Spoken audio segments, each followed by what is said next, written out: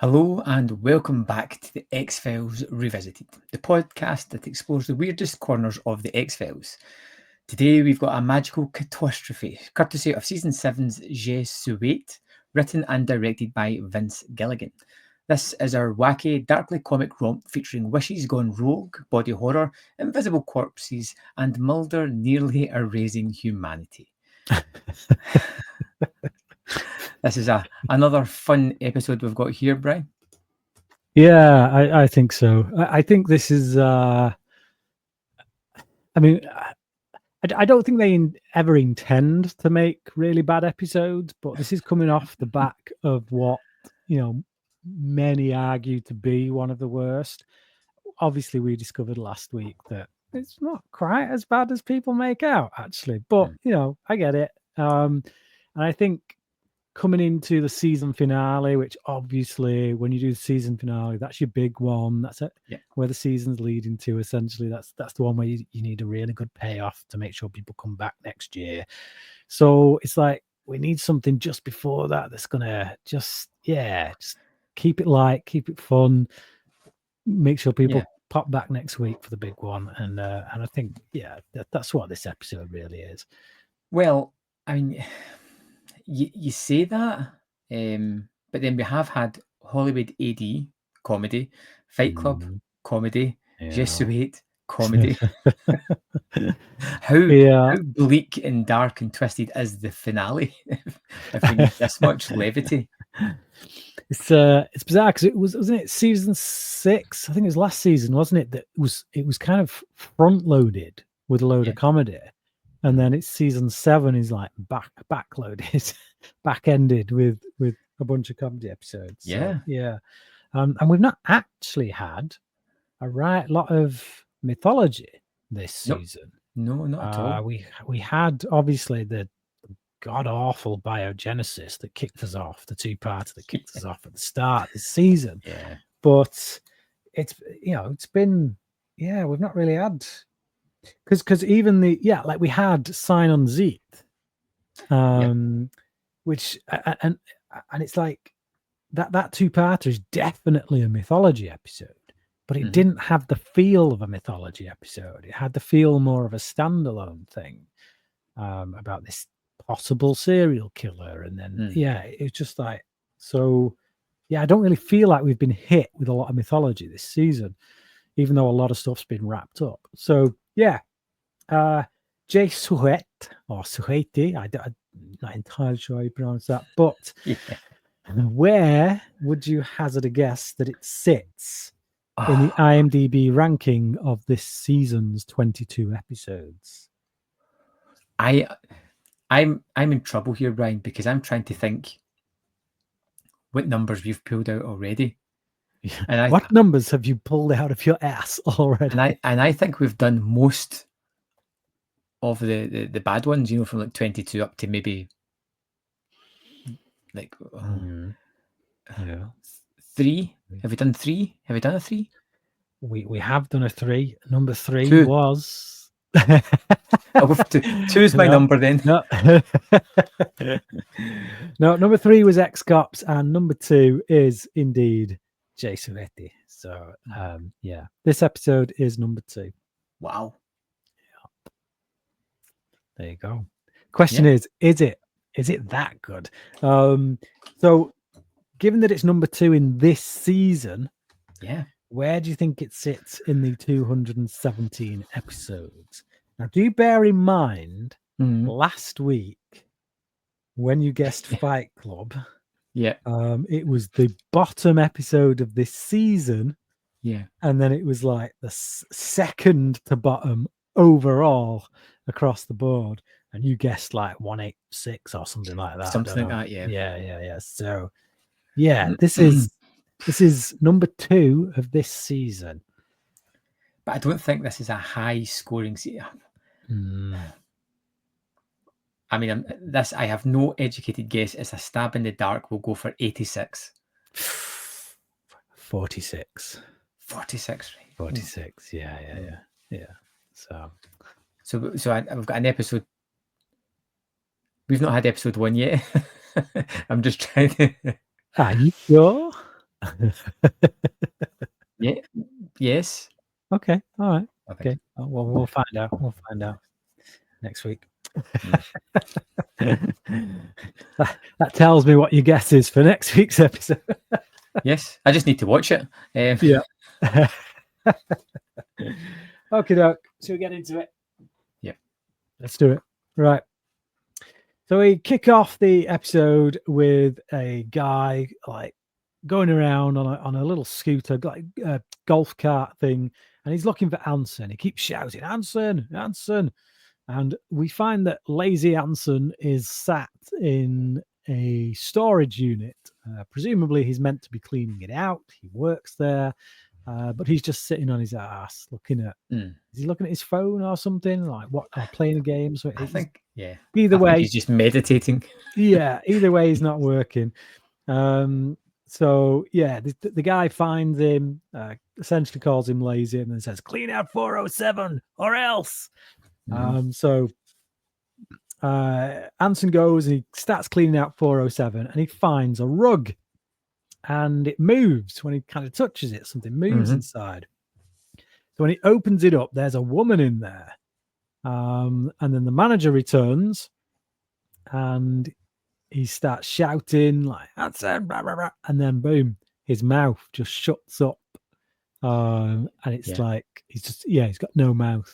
It's just gone, done. Yeah. And that's pretty much it. That's your opening. I mean, it is like see that idea, and I've seen it done lots of places before where they've got no eyes or no mouth, and it's just freaky. Like it's unnatural. There's something just weird about that. There's something even weird about it when it's played in bright daylight with sort of comedic music. It's like this isn't funny. This is just weird. Yeah, it's quite sick. It's because it's just the face is meant to have a mouth. It's meant to have eyes. It's meant to have a nose. So when one of those things goes, there's just something seriously not right about it. Yeah. So we get past the opening credits, and Mr. Gilmore, as we learn his name is, makes Scully jump out of her skin. She comes in and sees him. He's like, obviously, he's had the surgeons kind of do a stitch job and open up a new hole essentially. But he's got no lips, so it's just like, but it's just it's just his really botched job of. Yeah, and so again, Scully comes in. I think this is even worse than having nothing. But she comes in all breezy, and then she sees him. She goes, "Oh my god!" So don't even subtly try to make it look like you've not seen it, Scully. Just make the guy feel like crap. But Gilmore accuses Anson, and he demands justice. He doesn't know how Anson's done it, but. Like before it happened, Anson said something like, shut your. I'm going to shut your mouth or something like that. Can't remember exactly what it was he said, but that's what makes him think that it was Anson. So Mulder and Scully go to see Anson, and they discuss medical possibilities, and then they see a boat. So they're getting out of the car, they're walking over. And Scully's giving all this, well, there is a certain condition called blah-de-blah-de-blah, where, body parts just close up. And it's like, dude, come on. There's swelling up so that you can't get anything in there. And then it's literally just erased from your face. Yeah. And then it's almost that disparaging, like she really is reaching here. You feel as if she's reaching. It's almost as bad as Mulder coming out with something completely crazy. It's the scientific equivalent of that. Yeah. As she is prone to do, of course. Yes. But it seems to be getting more prevalent as the seasons go on. Her medical reasoning is wilder.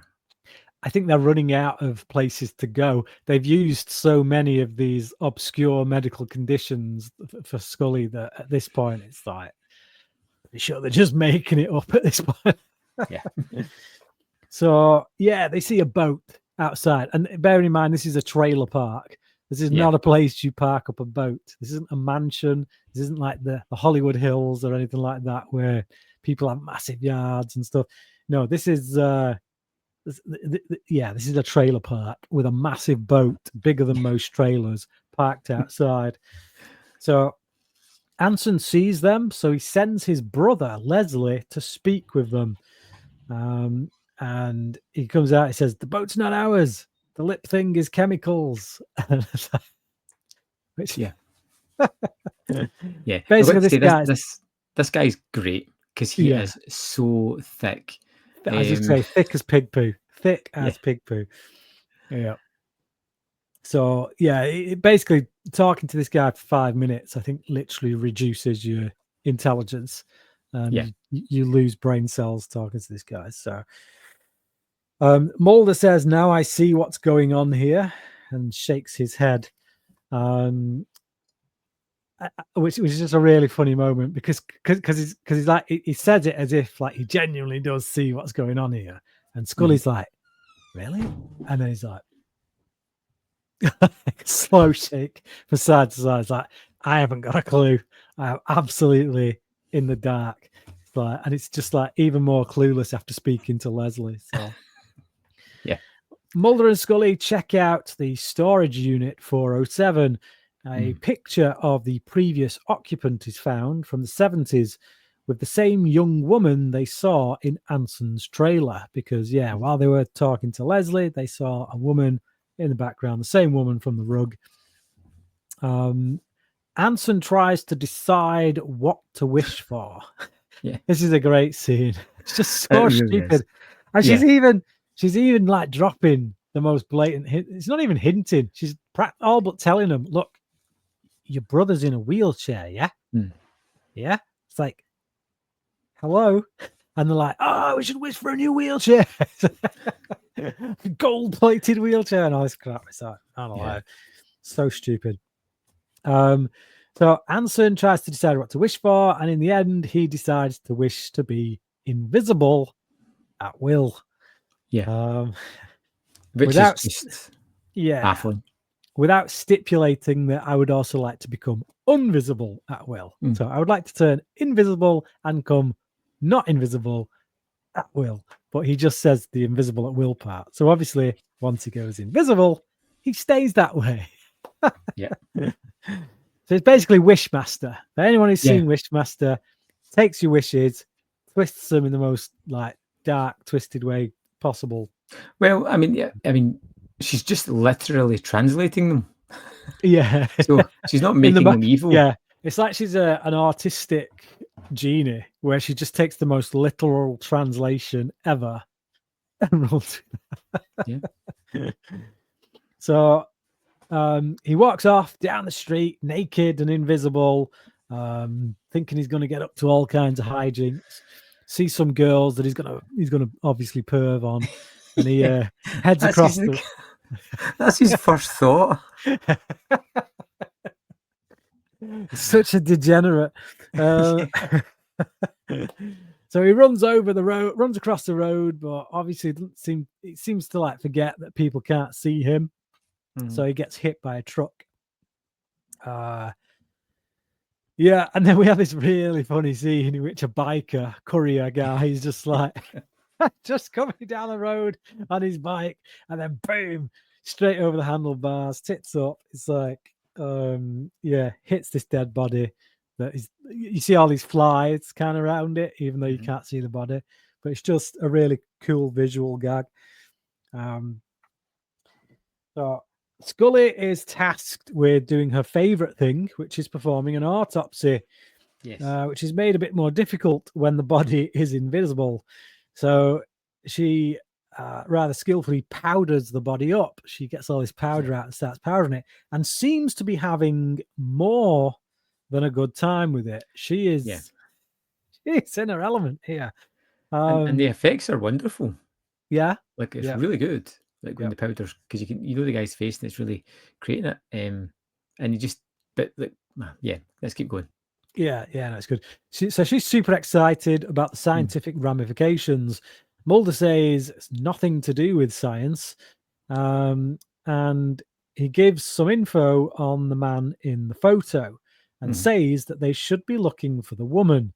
Scully wants to stay with the body. So he's like there kind of saying like, this woman, it's clearly the same woman we saw at Thing, yet she's not aged a day. We need to be talking to her. And Scully's like, please don't drag me away from this body. I'm having so much fun. Yeah, this is so cool. Yeah.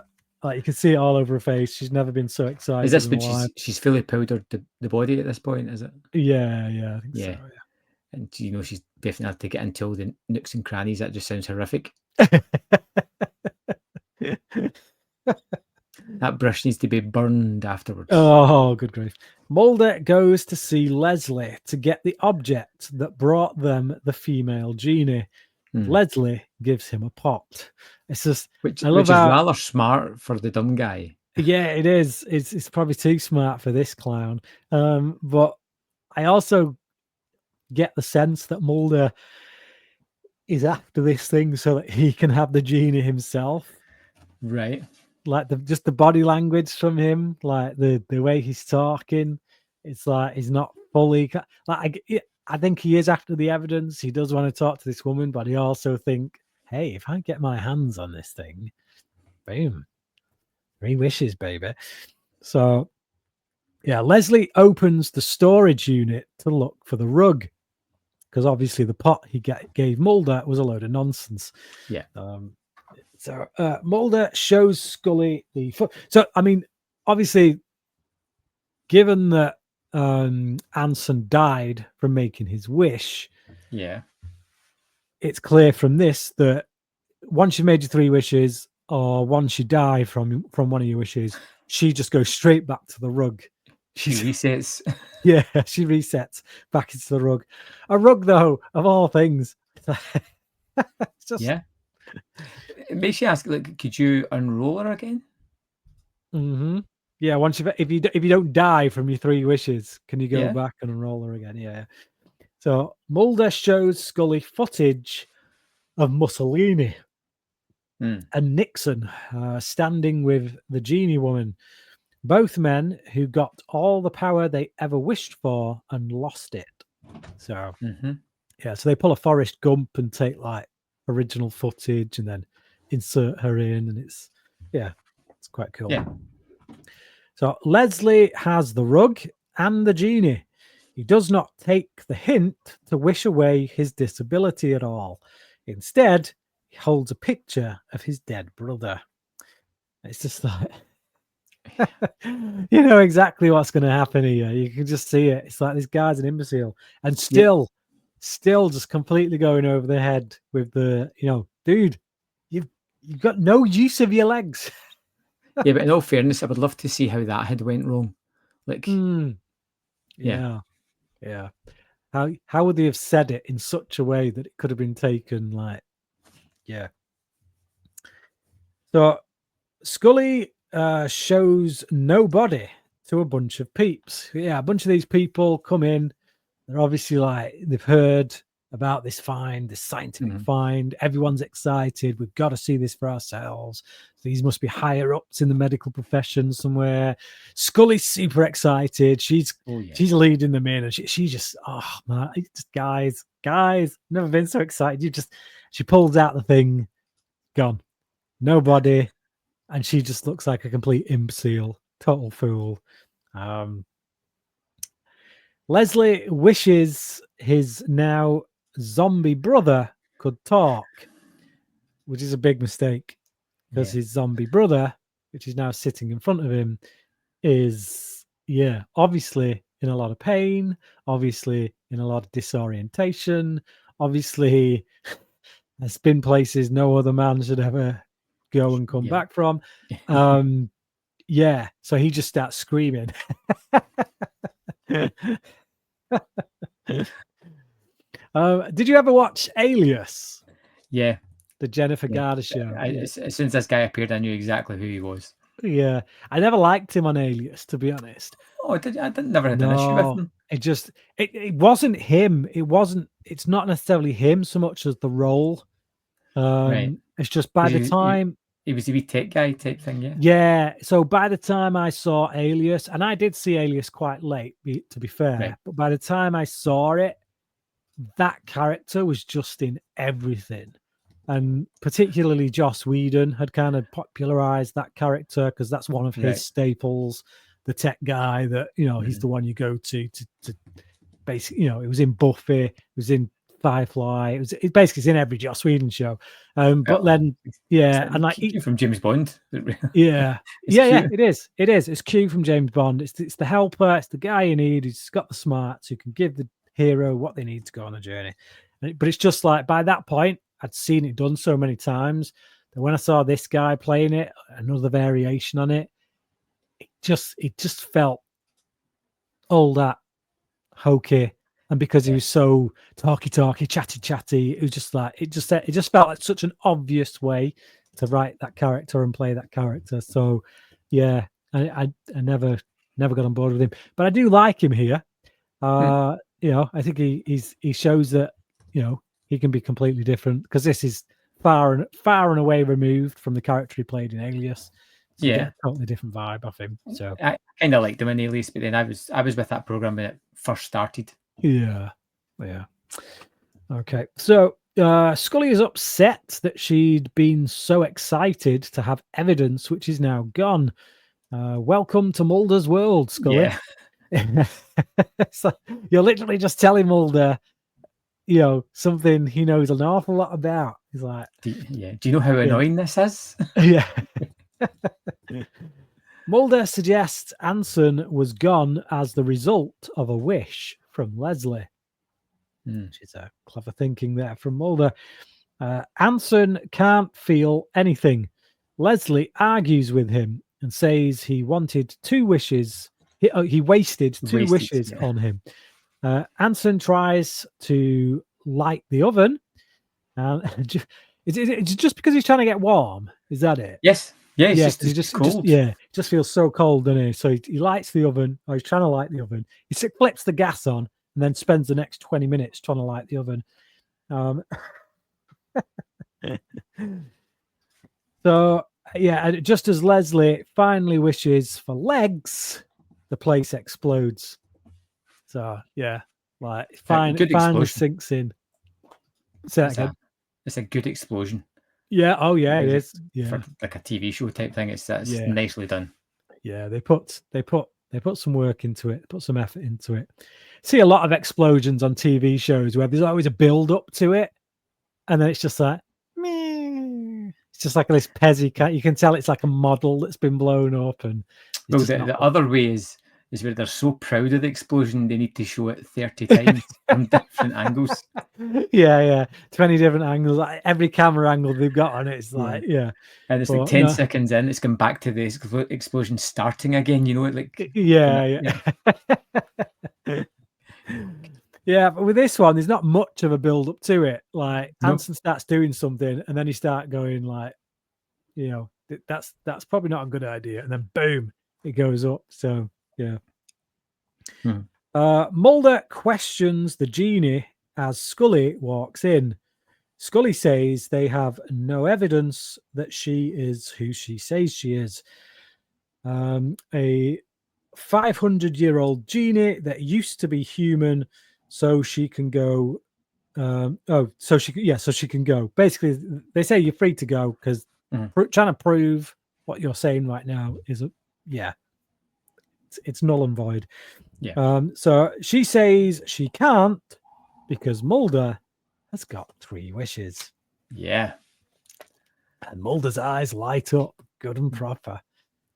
So Mulder talks with Jen, as we will now call her. That's the name he's kind of given her, at his apartment. He asks what she'd wish for, then says the problem is that people don't wish for something totally altruistic. So he wishes for world peace. Peace on earth. And everyone disappears. Yeah. Which is just, when I first saw this way back when, I just thought that was a genius move. Yeah. I just thought, yes, that's just the obvious way to go, isn't it? It's like, it's the only way to get world peace. Get rid of every peace. It's the obvious way, but it's not the way that anybody thinks. So when you see it, you're like, oh, okay. Yeah, it's great stuff.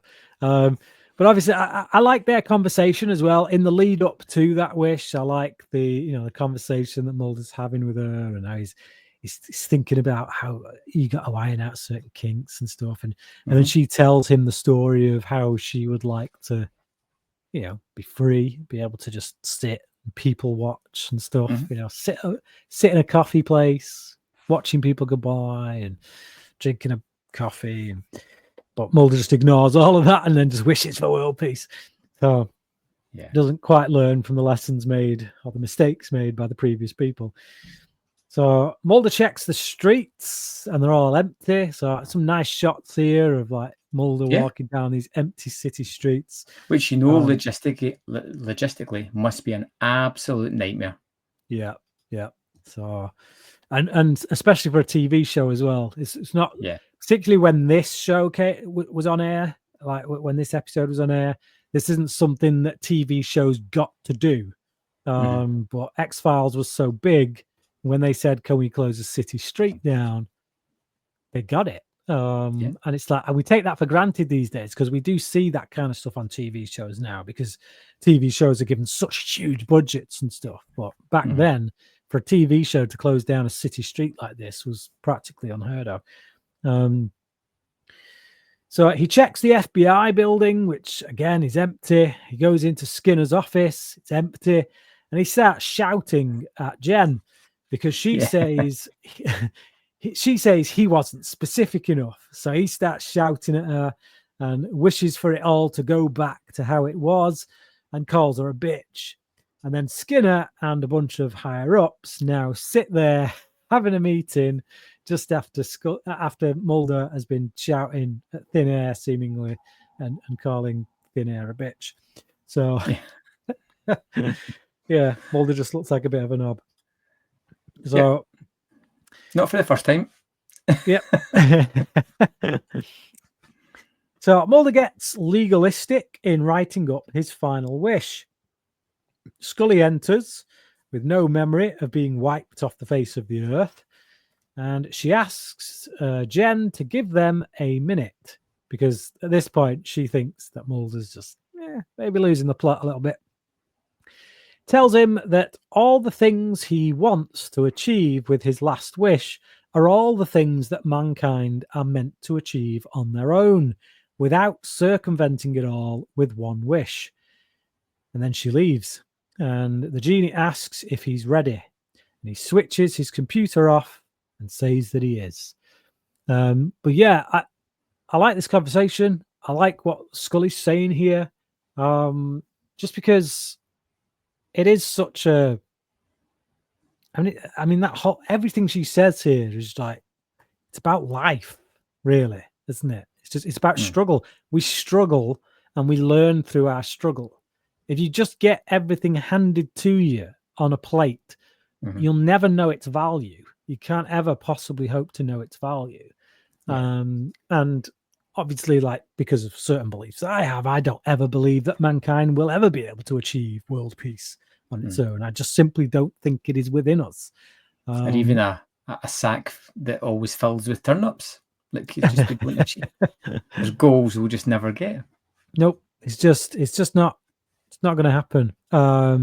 So yeah, I do really buy into this notion that, we have to go through this stuff. If we don't go through this stuff, we don't learn the hard way, then anything we learn is of no value, of no consequence whatsoever. And I often think about that with people who are just literally inherit millions. How could you possibly value anything truly if you've never had to work for it in your life? If you've just been handed the silver spoon. So Mulder and Scully sit down to watch Caddyshack. Yep. A guy film, as Scully calls it. And Mulder says, well, yeah, when you invite me to your place to watch film, we'll watch Steel Magnolias. Yeah. Which I don't see Scully being a Steel Magnolias fan. And I do believe from a previous episode that we know already that she's an Exorcist fan. Pretty sure it was The Exorcist she said she liked, but she says, I didn't make sorry, Mulder says, I didn't make the world a happier place. And then Scully says, well, I'm happy. And Scully asks what his last wish was. It's just a really nice exchange between the two.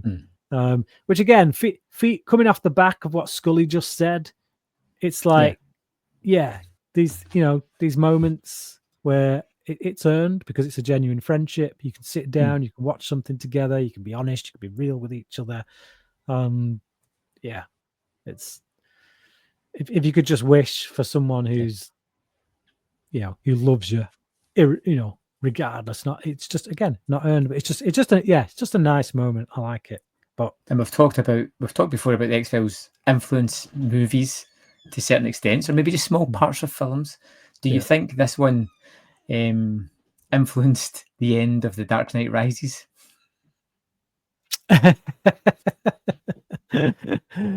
don't know. I don't know how much of an X-Files fan Christopher Nolan is, but it's a great little call. It's a great little call. Genie sits at the cafe, watching the world go by. No longer a genie, but human once more. And you just need Mulder there, just with a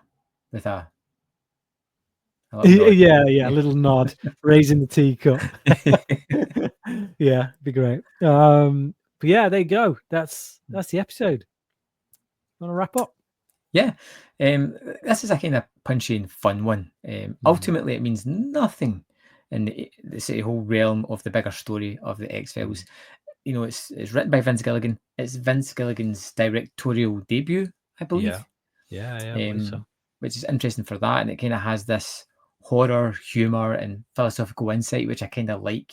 It's a fluff episode, but it still has something to say, or something to say about the human existence, which is really kind of fun. And it's got laugh out loud moments, and it's silly in all the right ways, and it's one of those really easy episodes to watch that looks effortless and probably took a hell of a lot to get it so meticulous that it looks effortless. I think I'm going to give it 4.5 out of 5. That's what I gave it. I gave it a 4.5 out of 5.